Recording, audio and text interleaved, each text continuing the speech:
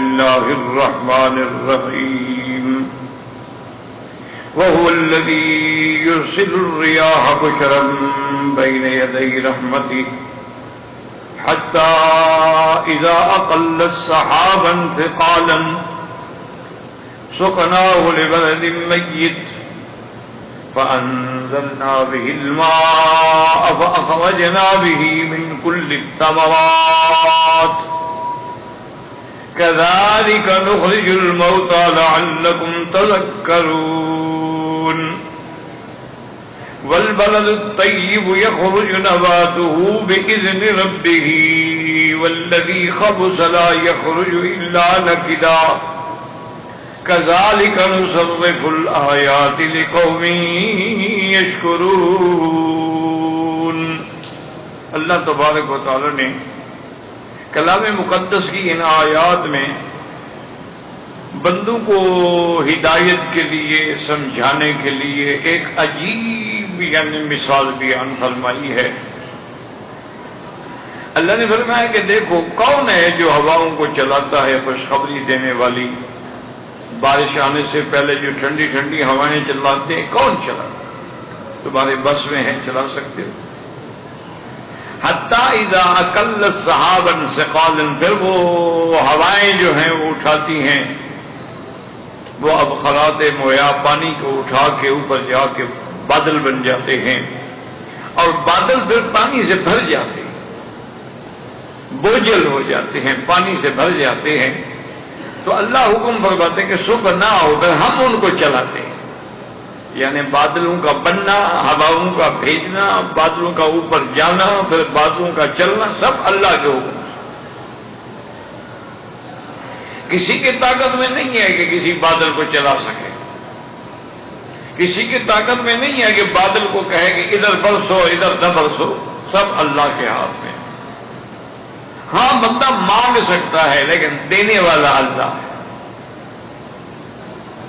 البتہ حضور صلی اللہ علیہ وسلم کا ایک معجزہ مبارکہ ہے کہ آپ جو مدینہ منورہ میں خطبہ فرما رہے تھے کہ ایک بندہ صحابہ میں سے کھڑا ہوا اور اس نے باہر سے آیا ہوا، یعنی دیہاتوں سے آیا ہوا آدمی تھا. تو اس نے عرض کیا کہ حلق المال والعیال یا رسول اللہ، حضور ہمارے تو مال بھی برباد ہو گئے، جانور بھی برباد ہو گئے، بچے بھی برباد ہو گئے، بارشیں نہیں ہیں، جانوروں کے لیے چارہ نہیں ہے، گھاس نہیں ہے، بچوں کے لیے دودھ نہیں ہے، تو ہم قحط سالی کا شکار ہو چکے ہیں. مہربانی فرما کے اللہ سے دعا کریں. حضور صلی اللہ علیہ وسلم نے اسی خطبے کی حالت میں اللہ کے آگے ہاتھ پھیلائے اور اللہ سے دعا کی کہ یا اللہ ہم تیرے بندے ہیں، اللہم اغثنا، یا اللہ ہمیں بارش دے، اللہم انزل علینا الغیث ولا تجعلنا من القانطین، ہم پہ بارش برسا، ہمیں ان لوگوں میں نہ کر جو تیری رحمت سے نا امید ہو گئے. اسی طرح حضور پاک صلی اللہ علیہ وسلم کی دعائیں ہیں بارش کے لیے کہ اللہم انشر رحمتک، اللہم اسقی بلدک، اللہم اسقی عبادک، یا حی یا قیوم برحمتک نستغیث، یا غیاث اغثنا، یا غیاث المستغیثین اغثنا. اللہ کا پیغمبر ہے لیکن بارش اللہ سے مانگ رہے ہیں. اسی لیے عقیدوں کو سمجھا کریں کہ اللہ کا نبی بھی خود بارش نہیں کر سکتے، اللہ سے سوال کر رہے ہیں، اللہ سے مانگ رہے ہیں. صحابہ فرماتے ہیں کہ ما رأینا صحابۃ فی السماء، ہم نے آسمانوں میں کوئی بادل کی ٹکڑی چھپڑی بھی ہمیں نظر نہیں آئی، لیکن حضور نے جب دعا شروع کی تو بس بادل آئے اور اس کے بعد بھی دعا میں آپ نے ہاتھ مبارک آپ نے نیچے نہیں رکھے اور بادل برس پڑے. صحابہ فرماتے ہیں کہ بارش ہوتی رہی اور حضور نے اسی میں نماز پڑھائی. ویسے مسئلہ یہ ہے کہ اگر بارش ہو جائے تو آدمی گھر میں بھی نماز پڑھ سکتا ہے، اور بلکہ حضور اعلان بھی فرما دیتے تھے کہ صلو فی رحالکم، اپنے اپنے گھروں میں نماز پڑھ لو، بارش ہے راستے میں پھسل جائے، بندہ ہڈی ٹوٹ جائے، تکلیف ہو جائے، اللہ یہ تو نہیں چاہتے. وہ تو رحمت للعالمین ہے، رحمت للعالمین. اللہ کی رحمت قریب من المحسنین ہے. اب دیکھیں کہ وہ بارش جو ہے، صحابہ فرماتے ہیں کہ جب ہم جمعہ کی نماز پڑھ کے نکلے نا تو پورے مدینہ جل تھل ہو گیا تھا، ہمیں گھٹن تک پانی میں ہم گزر کے گھروں میں پہنچے. گلیاں بھر گئیں، مدینہ بھر گیا. صحابہ فرماتے ہیں کہ خدا کی شان دیکھیں کہ اللہ نبی رحمت ہے نا، رحمت مانگ رہی تھی کہ رحمت جوش میں آ گئی. اب دوسرا جمعہ آ گیا، اس کا مطلب ہے کہ صحابہ اسی بارش میں بھی جمعہ پہ آئے. حضور صلی اللہ علیہ وسلم خطبہ دے رہے ہیں، پھر ایک آدمی کھڑا ہوا. اب دیکھیں صحابہ کی دیانت، امانت. وہ کہتے اللہ عالم هو الرجل الذي قام في الاسبوع الاول، یہ وہی آدمی تھا یا اور تھا، اللہ جانتا ہے.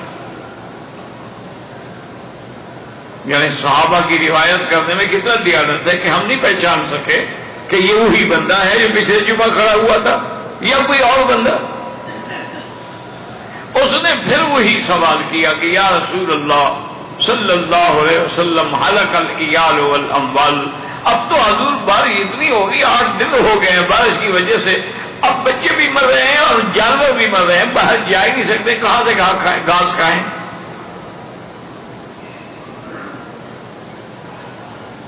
حضور صلی اللہ علیہ وسلم نے اپنی انگلی مبارک کو ایسے گھمایا اور فرمایا حوالینا ولا علینا. اور نے فرمایا کہ یا اللہ مدینے کے ارد گرد میں بارش ہو، بس ہمارے اوپر اب نہ ہو، بہت ہو گئی ہے بارش. صحابہ فرماتے ہیں کہ جیسے جیسے حضور کی انگلی مبارک پھر رہی تھی، ایسے ایسے بادل کٹ رہے تھے اور ایسے معلوم ہوتا تھا کہ اب بادل جو ہیں مدینے سے تو ہٹ گئے، تو لہذا ایسے معلوم ہوتا تھا کہ مدینہ ایک چمکتا ہوا تاج ہے، بادل تو باہر چلے گئے. اور جب ہم مسجد سے باہر نکلے تو بارش تھم چکی تھی. حضور صلی اللہ علیہ وسلم کی دعا منظور ہو چکی، اور کیسے نہ ہو. اب تو حضور نبی تھے نا، اب تو نبوت بھی تھی، رسالت بھی تھی، اب تو عظمت بھی تھی، رفعت بھی تھی. لیکن جب حضور ابھی بچے تھے، یعنی ابھی نبوت تو آپ کو 40 سال کے بعد ملی ہے نا، اور ہر پیغمبر کو 40 سال کے بعد نبوت ملتی ہے. یاد رکھیں، چونکہ اللہ کی شان ہے کہ آدمی 40 سال میں آگے ہر لحاظ سے مکمل ہوتا ہے. بلغ اشدہ وبلغ 40 سنہ. اس لیے اللہ کا ایک نظام ہے کہ ہر پیغمبر کو جب نبوت عطا ہوتی ہے تو 40 سال کے بعد ہوتی ہے. اور اسی میں کوئی اللہ کی حکمتیں ہیں. آمنا باللہ.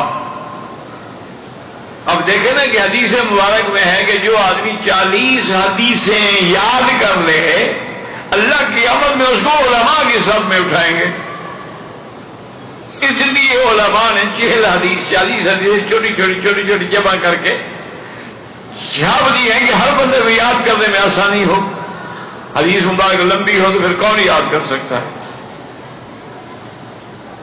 لیکن چھوٹی حدیث مبارک ہو تو یاد ہو جاتی ہے. تو اس لیے انہوں نے 40 حدیث کے نام سے 40 حدیثیں جمع کر دی. اور اسی طرح ایک حدیث مبارک میں ہے، وہ ضعیف حدیث ہے لیکن یاد رکھیں کہ ضعیف حدیث فضائل اعمال کے اندر متفق علیہ طور پہ جمیع محدثین کے نزدیک قبول ہوتی ہے. ضعیف حدیث کا انکار کر کے دراصل آپ منکرین حدیث کے ہاتھ مضبوط کرتے ہیں. ضعیف حدیث یہ معنی نہیں ہے نعوذ باللہ کہ اس کا کوئی، اگر ضعیف حدیث کا کوئی نفع ہی نہ ہوتا تو پھر امام ترمذی، امام نسائی، امام ابو داؤد، یہ سب کتابوں میں جو ضعیف حدیثیں ہیں ان کو کیوں جمع کیا گیا؟ اور پھر یہ ایک علم ہے، ہر بندے کی طاقت نہیں ہے کہ حکم لگا سکے. یعنی چوتھی صدی کے بعد پھر بہت کم لوگ ایسے پیدا ہوئے جو یہ حکم دے سکیں کہ یہ حدیث ضعیف ہے یا قوی ہے یا صحیح ہے. حافظ ابن حجر عسقلانی رحمت اللہ علیہ جیسا آدمی جو امام بخاری کی شرح لکھنے والا بندہ ہے، انہوں نے کہا میں اپنے اندر یہ طاقت نہیں پاتا کہ میں کسی حدیث پہ حکم لگا سکوں. اس کی وجہ یہ ہے کہ بعض اوقات ایک راوی کی وجہ سے حدیث میں ضعف آ جاتا ہے، لیکن اس کا متن جو ہے وہ صحیح حدیث میں موجود ہوتا. بعض اوقات یہ ہوتا ہے کہ حدیث تو ضعیف ہے لیکن اس کے طرق متعددہ ہیں، ایک سند یہ ہے، ایک سند یہ ہے، بعضها یقوی بعضا، ایک دوسرے کو طاقت ملنے سے وہ حسن ہو جاتی ہے. اسی لیے امام ترمذی رحمت اللہ علیہ کی عادت مبارک ہے کہ وہ لکھتے ہیں ھذا حدیث حسن صحیح غریب. اللہ کے بندے جب صحیح ہے تو پھر حسن کیسے ہو گئی؟ اگر حسن ہے صحیح ہے تو غریب کیسے ہو گئی؟ تینوں کو لکھ دیا حسن صحیح غریب. تو اشارہ کرتے ہیں کہ ایک سند ایسی ہے جو درجہ صحت تک پہنچ گئی ہے، ایک درجہ حسن تک پہنچی اور ایک ایسی سند ہے جس میں غرابت ہے. اس لیے ہر حدیث پر آدمی کو یہ فوراً حملہ نہیں کر دینا چاہیے جی حدیث ضعیف ہے. فضائل اعمال میں تو کسی کو اطلاع بھی نہیں نا ضعیف حدیث پر. اسی لیے جتنی فضائل کی کتابیں ہیں ترغیب کی ترہیب کی ان میں سب روایات ضعیف نقل کی جاتی ہیں. تو بہرحال اس حدیث میں ہے کہ جو آدمی مدینہ منورہ کی مسجد میں من صلی 40 صلاۃ 40 نماز پڑھے، لیکن اس طرح کہ ہر جماعت کے ساتھ نماز ہو، بلکہ بعض علماء فرماتے ہیں تکبیر اولیٰ بھی نہ چھوٹے، یعنی نماز سے پہلے مسجد میں آ جائیں،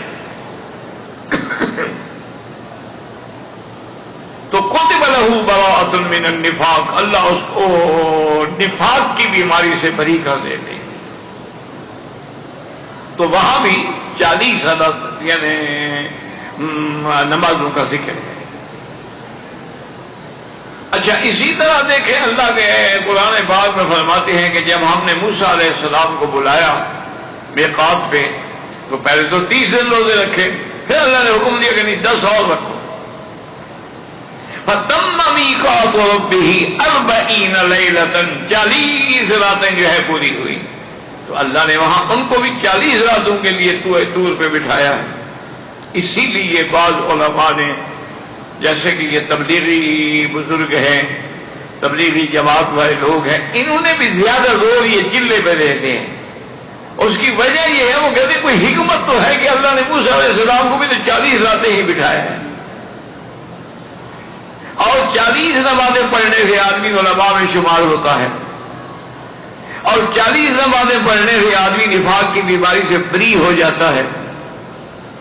اور اب تو یہ بات جو ہے روایات میں بھی اب جدید میڈیکل بھی تسلیم کرتی ہے کہ انسان کے جو مراحل ہے نا جی، پہلے نطفہ ہوتا ہے، ثم خلقنا النطفة علقة فخلقنا العلقة مضغة فخلقنا المضغة عظاما فكسونا العظام لحما ثم انشأناه خلقا آخر. پہلے نطفہ پھر علقہ پھر مضغہ، اس میں 40 دن کا وقفہ ہوتا ہے. یعنی 40 دن کے بعد نطفہ جو ہے علقہ میں آتا ہے، پھر 40 دن کے بعد مضغہ بنتا ہے، 40 دن کے بعد اس میں گوشت چڑھایا جاتا ہے، پھر 40 دن کے بعد اس میں روح پھونکی جاتی ہے. تو معنی یہ ہے کہ اعضائے انسانی میں ہر 40 دن کے بعد تبدیلی آتی ہے. تو ان علماء نے بھی کہا کہ 40 دن جب ہم لگوائیں گے تو انشاءاللہ اس میں بھی تبدیلی آئے گی. بے نماز ہوگا تو نمازی بن جائے گا، بے دین ہوگا تو دیندار بن جائے گا. تو بہرحال لا شک کا بھی ذالک اللہ کی حکمتیں ہیں. اور اس وقت تو خیر 1 2 نہیں، لاکھوں کی ایسی مثالیں موجود ہیں کہ جو لوگ بگڑے بگڑے شرابی کبابی حالانکہ نشہ نہیں چھوٹتا، لیکن الحمدللہ جی ان کے ساتھ لگ گئے نشے وشے بھی چھوٹ گئے. یہ اللہ کی شان ہے. اللہ تبارک و تعالی جتنا چاہیں جیسے چاہیں اور جب چاہیں اپنے. تو اس لیے اب آپ اندازہ لگائیں کہ اللہ تعالیٰ نے اسی ایک آیت میں کیسے مثالیں دی ہیں کہ بارشیں کون چلاتا ہے. اور یہ بھی پتہ لگا کہ کبھی کبھی تو بارشیں جو ہے نا جی، یہ جو ابخارات ہیں نا، ان کو اوپر لے جاتی ہیں، پھر وہ پہاڑ بنتے ہیں. اور کبھی آسمانوں سے براہ راست بارش برستی ہے. یاد رکھو، بارش کے دو طریقے ہیں. ایک یہ ہے کہ آسمانوں سے ڈائریکٹ وَأَنزَلْنَا مِنَ السَّمَاءِ مَاءً مُبَارَكًا، آسمانوں سے ہم نے برکت والا پانی اتارا. اور کبھی یہ ہوتا ہے کہ آسمانوں سے براہ راست نہیں، بلکہ وہ جو ہوا لے آئی تھی اور بادل بنے تھے، ان بادلوں سے اللہ پانی برساتے ہیں. ایسے فرمایا انتم منزلتموہ من المزن ام نحن المنزلون، کیا تم ان بادلوں سے تم پانی اتارتے ہو کہ ہم اتارتے ہیں؟ پہلے تو یہ ہے کہ آپ ایسا کریں نا جی، آج کل تو سائنس بڑی ترقی کر گئی ہے، کوئی آدمی 20 سیر کے وزن کی چیز بھی ہوا کے اندر ایسے کھڑی نہیں کر سکتا. اگر کرے گا بھی تو 2 گھنٹے 4 گھنٹے 6 گھنٹے بعد گر جائے گی. جب شکل کا فرق پڑے گا تو گر جائے گی. لیکن کمال قدرت دیکھو نا جی کہ بادل بھرے ہوئے ہیں اور پتہ نہیں کتنی لاکھوں ٹن پانی اٹھایا ہوا ہے اور پھر کھڑے ہیں اپنی جگہ پر. اچھا، پھر وہ پانی جو بادل جیسے بھرے ہوئے ہیں، کبھی آپ کو دیکھے نظر بھی آیا ہے، آپ ہوائی جہاز میں جائیں نا جی تو کبھی کبھی ہوائی جہاز بادلوں کے نیچے ہوتا ہے، اور کبھی کبھی ہوائی جہاز جب اور اونچائی پہ جاتے ہیں، 40,000 قدم پہ جاتے ہیں، تو بادل نیچے رہ جاتے ہیں، وہ اوپر چلے جاتے ہیں. اور کبھی یہ کیفیت ہوتی ہے کہ جہاز بادلوں کو چیر کے اوپر نکل جاتا ہے، تو پانی کدھر گیا؟ وہ کیوں نہیں گرا جب جہاز اس سے گزرا؟ اس کو روکنے والا کون ہے؟ خدا کے لیے غور کیا کرے کہ ہر قدرت اللہ کی ہمارے سامنے ہے. اب وہ بادل جو ہیں جی، پھر یہ بھی نہیں ہے نا کہ اپنے مرضی سے برس پڑے، نہیں، اللہ کے حکم ہے سکن ہم چلاتے ہیں. ایک اللہ والے نے کسی بادل سے آواز سنی کہ فرشتے کہہ رہے ہیں کہ بھئی اس کو چلاؤ چلاؤ چلاؤ، فلاں جگہ رہے کہ فلاں آدمی کے باغ پہ اور زمین پہ بارش کرنی ہے، اللہ کا حکم ہے. اس نے بھی سن لی. کبھی کبھی فرشتوں کی بات بھی انسان سن لیتے ہیں. جبریل علیہ السلام جب آ کے حضور کے سامنے بیٹھ کے سوال کرتے تھے، صحابہ نہیں سنتے تھے، صحابہ بھی سنتے تھے. تو اس اللہ والے نے بھی بات سن لی. اس نے دیکھا کہ اب بادل جو ہے ادھر جا رہے ہیں، اس نے بھی اسی رخ پہ جانا شروع کیا. دیکھو تو صحیح کہاں جاتے ہیں. اور کافی دور چلنے کے بعد دیکھا کہ ایک آدمی کے باغ ہے اور کھیت ہیں، وہاں جا کے بادل کھڑے ہو گئے اور برس پڑے. اور دیکھا کہ ایک آدمی سفید داڑھی ہے اور ہاتھ میں اس نے وہ کسی پکڑی ہوئی ہے اور پانی کے نالوں کو ٹھیک کر رہا ہے. وہ کہتے میں بھی جا کے بیٹھ گیا. جب وہ کام سے فارغ ہوا تو میں نے سلام کیا اور میں نے کہا حضرت میں آپ سے ایک بات پوچھنے کے لیے اتنے دور سے آیا ہوں. میں بھائی کیا بات ہے؟ میں نے کہا حضرت میں نے ایسے بادل سے سنا تھا، حکم ہوا کہ آپ کی زمین پہ برسے اور کسی جگہ نہیں برسا. حضرت خاموش ہو گئے. حضرت اچھا تم نے بھی سن لیا؟ ابھی اب اللہ نے مجھے سنا دیا ہے. تو اس میں فرمانا کہ بھائی اور تو میری کوئی نیکی نہیں ہے، لیکن میرا جو فصل ہوتا ہے نا اس کو میں نے 3 حصے میں تقسیم کرتا ہوں. اگر مجھے فصل میں 300 ریال ملتا ہے، 100 اللہ کے لیے، 100 گھر والوں کے لیے، 100 پھر زمین پر لگانے کے. تو میں نے اپنی زمین میں اللہ کا حصہ رکھا ہوا ہے تو اللہ مجھے پانی بھی دیتے. جب میں نے تیسرا حصہ رکھا ہی اللہ کے لیے ہے تو اللہ تبارک و تعالیٰ مجھے پانی کیسے نہیں دیں گے؟ تو اس لیے یاد رکھیں کہ یہ سارا میرے اللہ کا نظام ہے. پیغمبر کی دعا سے بارش برس سکتی ہے، ولی اللہ کی دعا سے بارش برس سکتی ہے، لیکن اپنی طرف سے کسی کی طاقت نہیں ہے کہ وہ بارش برسا سکے. هو الذی یرسل الرياح. ورنہ میرے مدنی پاک کی تو شان یہ ہے نا، جب حضور ابھی بچے تھے مکے میں بارش نہ ہوئی تو سارے لوگ گئے عبد المطلب کے پاس یا بعض آثار میں ہے کہ نہیں ابھی طالب کے پاس گئے، عبد المطلب فوت ہو چکے تھے، تو ان نے بات کہتے کہ نہیں عبد المطلب کا ہی، ابھی حضور کا ابتدائی یعنی بالکل چھوٹی عمر تھی، تو ابھی سال 2 سال یعنی ذات کا دور گزر رہا تھا. انہوں نے کہا حضرت بارش نہیں ہوئی. انہوں نے کہا اچھا ٹھیک ہے آج دعا مانگتے ہیں. تو وہ اپنے یعنی پوتے کو حضور محمد مصطفیٰ صلی اللہ علیہ وسلم کے لے آئے اور عتبۃ الباب کعبۃ اللہ کے آگے جیسے بڑا ہوا ہے نا تھوڑا حصہ، اس کے اوپر رکھ کے انہوں نے کہا کہ یا اللہ اور عمل کوئی نہیں ہے اور مکے والے لوگ پانی کے بغیر مر رہے ہیں، اس بچے کے چہرے کی وجہ سے پانی عطا فرما دو. یاد رکھو زندہ کا وسیلہ پکڑنے میں کوئی جھگڑا نہیں ہے. ایک آدمی بزرگ ہے، آپ کہتے نہیں میرے لیے دعا کریں، تو یہ تم منع نہیں. اختلاف ہے کہ کسی کی موت کے بعد اس کا وسیلہ دے سکتے ہیں کہ نہیں دے سکتے. زندگی میں تو کوئی اختلاف ہے ہی نہیں. تو حضرت نے جب دعا کی تو حضور صلی اللہ علیہ وسلم کی شان دیکھیں کہ صحابہ وہاں مکے والے کہتے ہیں کہ ابھی بچے کو لے کے گھر میں نہیں پہنچے کہ بادل برس پڑے. اسی پہ پھر انہوں نے حضور کے شان میں وہ قصیدہ لکھا تھا، وَأَبْيَضَ يُسْتَسْقَى الْغَمَامُ بِوَجْهِهِ سِمَالَ الْيَتَامَى وَعِصْمَةٌ لِلْأَرَامِلِ. کیا ہے گورے چہرے والے محمد، تیرے چہرے کو دیکھ کے تو بادل بھی جوش میں آ جاتے ہیں، وہ بھی برس پڑتے ہیں. تو اس لیے ہمیشہ یاد رکھیں، لیکن اصل بارش دینے والا کون ہے؟ وہ اللہ ہے. اپنے عقیدے ٹھیک رکھو. دعا پیغمبر کی برحق ہے، معجزہ پیغمبر کا بھی برحق ہے، کرامت اولیاء کی بھی برحق ہے، لیکن سب چیزوں کے دینے والا، تمام نظام کو چلانے والا وہ اللہ تبارک و تعالی. اسی طرح حضرت الحضرمی جو تھے وہ تابعی تھے، صحابی بھی نہیں تھے. الحضرمی تو لشکر تھا تقریباً 2000 کا، کسی دشمن نے ان کو غلط راستے پہ لگا دیا. وہ اس راستے کو کہا یہ راستہ چلے جاؤ، یہ آپ کو جلدی پہنچ جائے. وہاں آ کے بھٹک گئے، وہ سہارا تھا. تو ساتھی آئے، انہوں نے کہا حضرت 2000 کا لشکر، پانی ہے نہیں،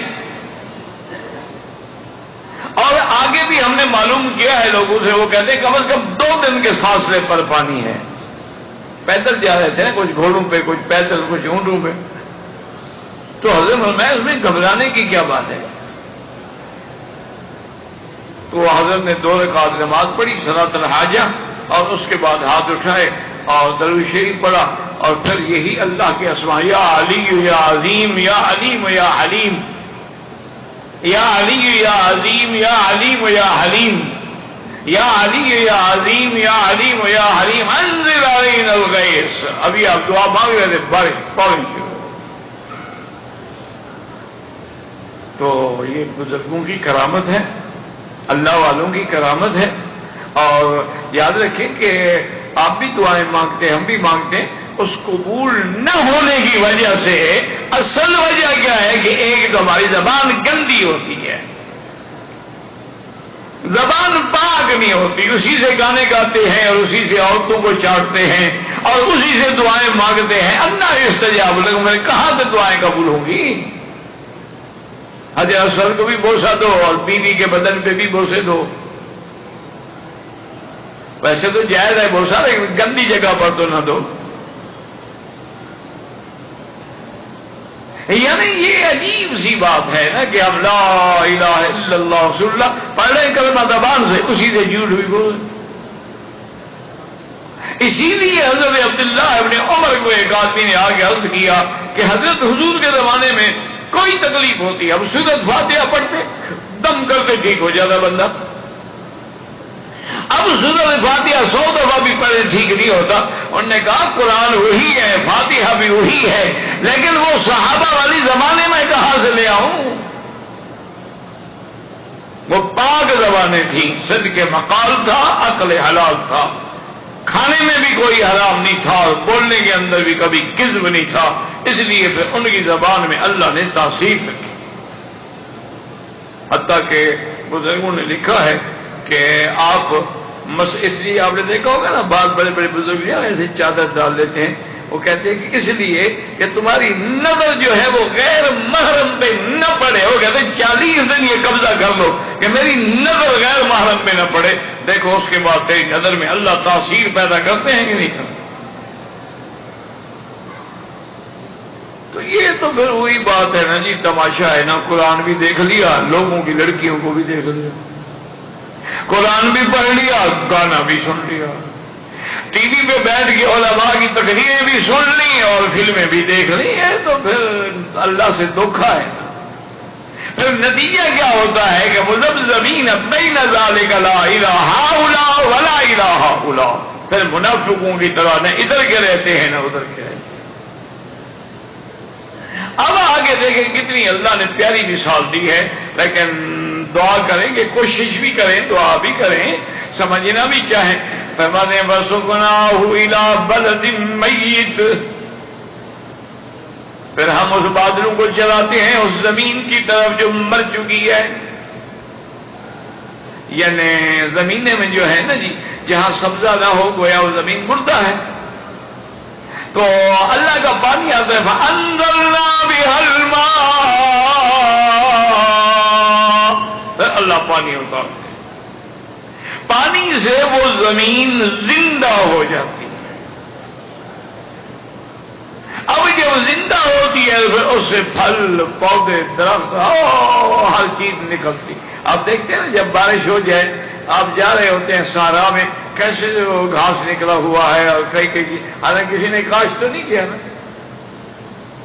زمین مردہ تھی, جب زندہ ہو گئی تو اس سے چیزیں نکل آئیں. تو اس میں سمجھانے والی بات کیا ہے, ذرا غور کریں کہ مقصد یہ ہے کہ زمین مردہ ہو جائے تو بارش آگے پانی آگے زندہ کرتا ہے, اور جب دل مردہ ہو جائے تو اللہ کے قرآن کی بارش ہوگی تو زندہ ہوگی. اس لیے مردہ دلوں کا علاج جو ہے وہ قرآن ہے. مردہ دلوں کا علاج جو ہے وہ اللہ کا ذکر ہے. مردہ دلوں کا علاج جو ہے وہ اللہ تبارک و تعالیٰ کے کلمات طیبات ہیں. اور جب آدمی ذکر کی کثرت کرتا ہے, اور جب آدمی تلاوت قرآن کی کثرت کرتا ہے, جب آدمی نماز, وہ مردہ دل جو ہے اس پر بھی رحمت کے چھینٹے پڑتے ہیں, وہ زندہ ہو جاتا ہے. اس لیے اللہ تعالیٰ نے مثال دی ہے. اسی لیے کہتے ہیں نا کہ حضرت جبریل علیہ السلام کا لقب کیا تھا, روح الامین. روح کیوں؟ جب قرآن لاتے ہیں تو قرآن سے ہمارے اندر روح آتی ہے, زندگی آتی ہے. اسی طرح فرمایا کذالک اوحینا الیک روحا من امرنا, ہم نے آپ کی طرف قرآن بھیجا جو روح ہے, جو مردوں کو جلانے والا ہے, جو جاہلوں کو عالم بنانے والا ہے, جو بھٹکے ہوں کو راستہ دکھلانے والا ہے. ان ھذا القرآن یہدی للتی ہی اقوم.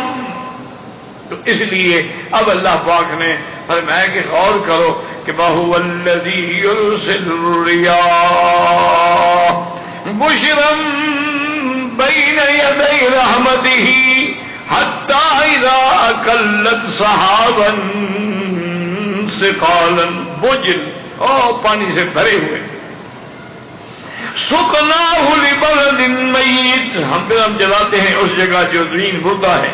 فَأَنزَلْنَا بِهِ الْمَاءَ فَأَخْرَجْنَا بِهِ مِنْ كُلِّ الثَّمَرَاتِ, اس پہ ہم پانی برساتے ہیں, پھر اس سے ہر قسم کے پھل نکلتے ہیں. فرمایا جب یہ تم دیکھتے ہو اسی طرح سوچ لو, كَذَلِكَ نُخْرِجُ الْمَوْتَىٰ لَعَلَّكُمْ تَذَكَّرُونَ. جس طرح زمین سے ہم پھل نکالتے ہیں, اسی طرح ایک دن آئے گا جب تمہیں بھی ہم زمین سے نکالیں گے, پھر دوبارہ زندہ کر دیں گے. اور میں نے یہ مثالیں اللہ فرماتے اس لیے دی ہیں تاکہ تم نصیحت پکڑو کہ اگر ان پھلوں کا نکالنا اللہ کے لیے, تو تمہارا نکالنا اللہ کے لیے کیا مشکل ہے. وَالْبَلَدُ الطَّيِّبُ يَخْرُجُ نَبَاتُهُ بِإِذْنِ رَبِّهِ وَالَّذِي خَبُثَ لَا يَخْرُجُ إِلَّا نَكِدًا. كذلك نصرف الآيات لقوم يشكرون. اللہ نے فرمایا یاد رکھو کہ جب بارشیں برستی ہیں نا تو زمین جو ہے علماء نے لکھا کہ اس کی 3 قسمیں ہیں. ایک زمین تو ایسی ہوتی ہے کہ اس میں پانی جذب ہو جاتا ہے، بہترین زمین ہے، اور اس سے پھر ماشاءاللہ زور سے کھیتیاں نکلتی ہیں. اعلیٰ زمین، بہترین زمین. اچھا ایک زمین یہ ہوتی ہے کہ وہ پانی اندر جذب نہیں کرتی لیکن کم سے کم پانی کو روک کے رکھتی ہے، لوگ پانی بھر لیتے ہیں. اس کی زمین یعنی بڑی چٹی اللہ اور سخت زمین ہوتی ہے. اور ایک زمین ایسی ہوتی ہے کہ کلر ہے، شور ہے، اس میں جو پانی پڑے گا اور گندگی بڑھ جائے گی اور کلر شور بڑھتا چلا جائے گا. تو اللہ نے 3 مثالیں دی ہیں کہ جو صحیح معنی میں مومن کا دل ہے وہ تو قرآن کی آیت برستی ہے، رحمت برستی ہے، اس کو ہدایت ملتی ہے، اس کا ایمان زندہ ہو جاتا ہے، اس کا دل مطمئن ہو جاتا ہے، اس کے چہرے پہ نور ایمان کی روشنی آ جاتی ہے. وہ تو اعلیٰ دل ہے نا، متقین کا دل ہے، انبیاء کا دل ہے، مرسلین کا دل ہے، صالحین کا دل ہے. اور ایک یہ ہے کہ قرآن سے مزید تو نہیں لیکن کچھ نہ کچھ فائدہ اس کو حاصل ہو رہا. اور ایک یہ ہے کہ بالکل کافر کا دل ہے، جو قرآن اترتا ہے وہ انکار کرتا جا رہا ہے، انکار کرتا جائے اور گمراہی میں پڑا. یضل بہ کثیرا ویہدی بہ کثیرا. اس لیے قرآن پڑھنے کے بعد کئی لوگ ہیں جو الٹا گمراہ ہو گئے، انکار کرتے گئے، اور کئی لوگ ہیں جن کو ہدایت ملی. لیکن ہدایت کس کو ملتی ہے؟ ھدی للمتقین. اللہ سے ڈرنے والوں کو ہدایت ملتی ہے. جو اللہ سے ڈرتا ہی نہیں اس کو کیا ہدایت ملے گی؟ اسی لیے قرآن پاک میں آتا ہے ان ھذا القرآن یہدی للتی ہی اقوم. اور اسی طرح قرآن میں ہے کہ جنوں نے جب قرآن سنا، حضور تلاوت فرما رہے تھے، فلما حللوہ قالوا انصتوا، کہا چپ کرو چپ کرو، سنو کیا پڑھ رہا ہے. فلما قضی ولوا الی قومہم منذرین. جب واپس گئے ہو ماشاءاللہ مومن بھی بن گئے اور لوگوں کو کفر سے ڈرانے والے بھی بن گئے. قالوا یا قومنا انا سمعنا کتابا انزل من بعد موسیٰ. ہم نے ایک ایسی کتاب سنی ہے جو موسیٰ علیہ السلام سے سنی تھی یا پھر حضور کی زبان سے سنی ہے. یاد رکھو انہوں نے موسیٰ علیہ السلام کا نام لیا، موسیٰ علیہ السلام کی کتاب کا نام لیا، عیسیٰ علیہ السلام کا نام نہیں لیا. وجہ یہ ہے کہ اصل کتاب کامل مکمل تورات تھی، عیسیٰ علیہ السلام بھی اسی سے مسائل لیتے تھے، اس لیے انہوں نے اس کا حوالہ دیا انا سمعنا کتابا انزل من بعد موسیٰ. اور یہ بھی پتہ لگا جنوں کی کتنی لمبی عمر ہے کہ موسیٰ علیہ السلام اور حضور کے درمیان میں 1200 سال کا فرق ہے. انا سمعنا کتابا انزل من بعد موسیٰ مصدقا لما بین یدیہ. اور وہ قرآن ہے پہلی کتابوں کی تصدیق کرنے والا ہے. یہدی الی الحق و الی طریق مستقیم. حق کی ہی راستہ دکھلاتا ہے، صراط مستقیم پہ چلاتا ہے. اس لیے اللہ نے فرمایا کہ جیسے اچھی زمین میں سبزے نکلتے ہیں اور گندی زمین میں کچھ بھی نکلتا ہے، تو اسی طرح اچھے دلوں میں اللہ کا قرآن اثر کرتا ہے. وہ اچھا قرآن سننے کے بعد وہ مومن بنتے ہیں، ولی بنتے ہیں، صالح بنتے ہیں، متقی بنتے ہیں. اور جن کے دل شور زدہ ہیں، مردہ دل ہیں، ان پہ قرآن اثر نہیں کرتا ہے۔ یاد رکھو قرآن ہدایت دیتا ہے، اللہ کے انبیاء بھی ہدایت دیتے ہیں، لیکن توفیق ہدایت دے کر منزل پہ پہنچانا یہ اللہ کا کام، ہدایت کرنا ان کا کام ہے کہ ان نے بتا دیا ابھی نماز ہے، روزہ ہے، حج ہے، لیکن اس کو اس رستے پہ پہنچا دینا اور جنت کا رستہ صحیح یہ اللہ کے ہاتھ۔ اس لیے جب مومن جنت میں جائیں گے کہیں گے الحمدللہ الذی ہدانا لہذا وما كنا لنهتدي لولا ان هدانا اللہ۔ اللہ کا شکر ہے جس نے ہمیں یہ جنت کا راستہ دکھلایا، اگر اللہ نہ دکھلا تو ہم کیسے آ سکتے؟ تو اب ان آیات کی مفسر رحمت اللہ علیہ تفسیر فرماتے ہیں لما ذکر تعالی انه خالق السماوات والارض وانه هو المتصرف والحاكم والمدبر المسخر وارشد الى دعائه لانه على ما يشاء قادر، نبه تعالی على انه الرزق وانه الرزاق وانه يعيد الموتى يوم القيامہ۔ اللہ نے پہلے ذکر فرمایا تھا جیسے آپ پڑھ چکے ہیں ان ربکم اللہ الذی خلق السماوات والارض فی ستۃ ایام، اللہ نے تخلیق آسمانوں اور زمینوں کا ذکر کیا اور یہ بھی سمجھایا کہ متصرف اللہ کی ذات ہے، حاکم اللہ کی ذات ہے، پورے عالم کی تدبیر کرنے والا اللہ کی ذات ہے، تمام چیزیں مسخر کر دینے والا اللہ کی ذات ہے۔ اب اللہ تبارک و تعالیٰ نے پھر بتلایا کہ جب سب کچھ اللہ کے ہاتھ میں ہے تم بھی اسی سے دعا مانگو، ادعوا ربکم تضرعا وخفیۃ، اسی سے دعا مانگو عاجزی سے اور ذلت سے۔ جتنا تم گڑ گڑا کے دعا مانگو گے، خفیہ طریقے سے دعا مانگو گے، رو رو کے دعا مانگو گے، اتنی دعا جلدی قبول ہوگی۔ اور اس کے بعد یہ بھی فرمایا کہ اللہ ہر چیز پہ قادر ہے۔ اب اللہ نے اس میں تنبیہ کی کہ رازق بھی اللہ کی ذات ہے اور قیامت والے دن دوبارہ مردوں کو زندہ کر کے اٹھانے والا بھی اللہ تبارک و تعالی ہے۔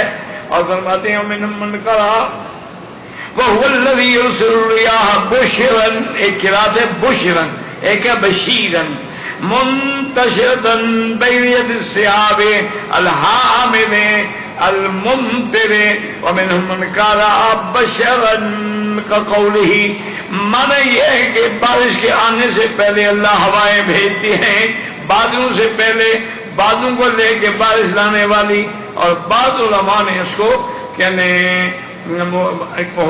بشرن کے بجائے انہوں نے اس کو مبشرن یا بشیرن بھی پڑھا ہے۔ وَمِنْ آيَاتِهِ يُرْسِلُ الرِّيَاحَ مُبَشِّرَاتٍ، خوشخبری دینے والی، بین یدی رحمتی، کیا معنی ہے بین یدی المطر، بارش کے آنے سے پہلے خوشخبری دینے والی ہوائیں چلاتے ہیں۔ اللہ اعلم۔